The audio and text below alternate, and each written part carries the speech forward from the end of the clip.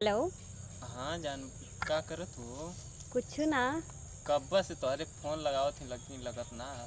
अरे तो अब लग गई ना, बोली। कहती शाम हो गई ले तनी आ जाई तू जीवन है सफेदवा कियन हो। अब बे। हाँ हाँ, अब तो टाइम हो गई लिया, खेते के बहाने आ जाना।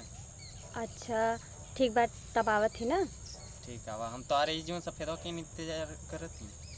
ठीक ठीक। ठीक ठीक आवा।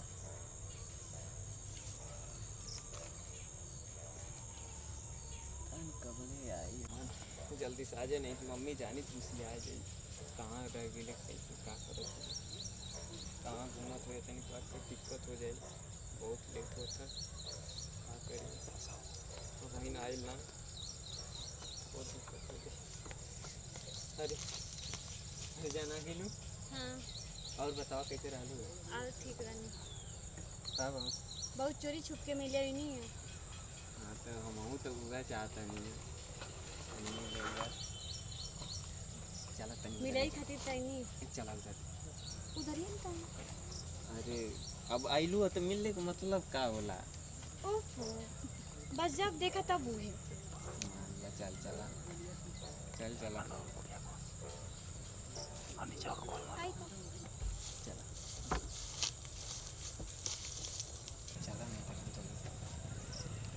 ना ना उधर ना जाए। अरे आइलू तब मिल के जाना। ओहो, जब देखा तब वो है, जरूरी होला कि मिला था। हाँ तब कब मिलने का मतलब का होला? आजा ठीक भाई। आजा प्लीज आजा।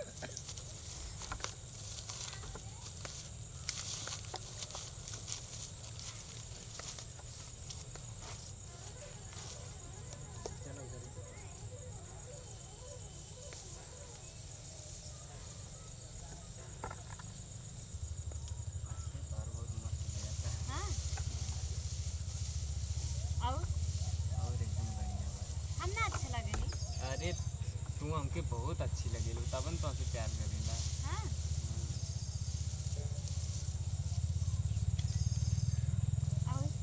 और बढ़िया, बस तोहार बहुत याद आवेला, तोहरे बिना रह ना पाएला है ना?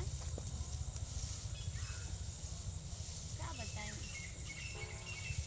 बहुत चोरी छुप के आदत पड़ेला। कि जब जब मरद करे कमरिया दर्द करे। चला बेटा कौनो गाना गा, पहले तू उठा देखा था।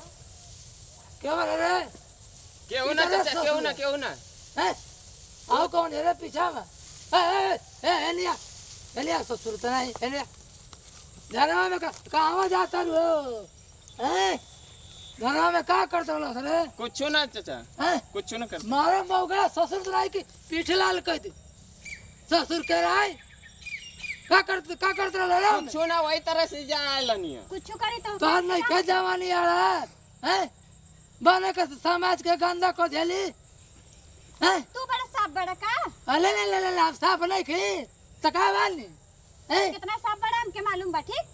तेरे बतिये बू तो धक के गोरे गोजी जी ऐसे का बात करता हूं, हमसे बात करा ना। ऐसे का बात हर यार हो जी यहाँ पे ऐसे का बात करता हूं, हमसे बात करा। क्या बात करते ससुर हैं? मरबा तू, क्या करते रे? मरबा हैं? मरबा तू, और तो क्या करते आरती उतारी मरबा मरबा तू। मन जो अब वो कितना भेज दी जानी आ तू अब चुपचाप और अंदर से दे देना तो तोरी बाप से जाके कह दे ये बुझ ले बाबूजी से मत कहिया। हैं?